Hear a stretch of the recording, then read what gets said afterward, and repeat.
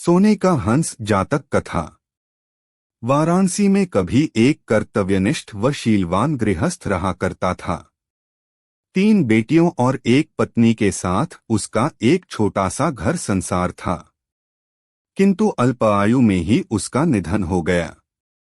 मरणोपरांत उस गृहस्थ का पुनर्जन्म एक स्वर्ण हंस के रूप में हुआ। पूर्व जन्म के उपादान और संस्कार उसमें इतने प्रबल थे कि वह अपने मनुष्य योनि के घटनाक्रम और उनकी भाषा को विस्मृत नहीं कर पाया। पूर्व जन्म के परिवार का मोह और उनके प्रति उसका लगाव उसके वर्तमान को भी प्रभावित कर रहा था। एक दिन वह अपने मोह के आवेश में आकर वाराणसी को उड़ चला, जहां उसकी पूर्वजन्म की पत्नी और 3 बेटियां रहा करती थीं।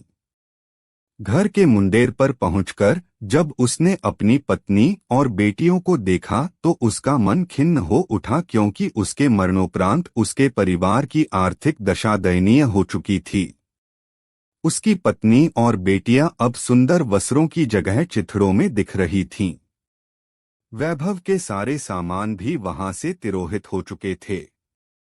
फिर भी पूरे उल्लास के साथ उसने अपनी पत्नी और बेटियों का आलिंगन कर उन्हें अपना परिचय दिया और वापस लौटने से पूर्व उन्हें अपना एक सोने का पंख भी देता गया, जिसे बेचकर उसके परिवार वाले अपने दारिद्र्य को कम कर सकें।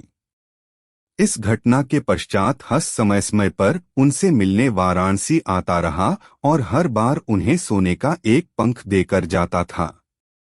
बेटियां तो हंस की दानशीलता से संतुष्ट थी, मगर उसकी पत्नी बड़ी ही लोभी प्रवृत्ति की थी।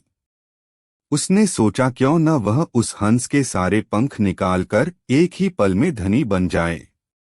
बेटियों को भी उसने अपने मन की बात कही, मगर उसकी बेटियां ने उसका कड़ा विरोध किया। अगली बार जब वह हंस वहां आया तो संयोगवश उसकी बेटियां वहां नहीं थी। उसकी पत्नी ने तब उसे बड़े प्यार से पुचकारते हुए अपने करीब बुलाया।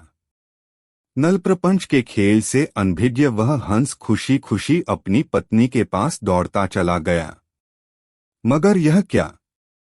उसकी पत्नी ने बड़ी बेदर्दी से उसकी गर्दन पकड़ उसके सारे पंख एक ही झटके में नोच डाले और खून से लथपथ उसके शरीर को लकड़ी के एक पुराने में फेंक दिया। फिर जब वह उन सोने के पंखों को समेटना चाह रही थी तो उसके हाथों सिर्फ साधारण पंख ही लग सके, क्योंकि उस हंस के पंख उसकी इच्छा के प्रतिकूल नोचे जाने पर साधारण हंस के समान हो जाते थे।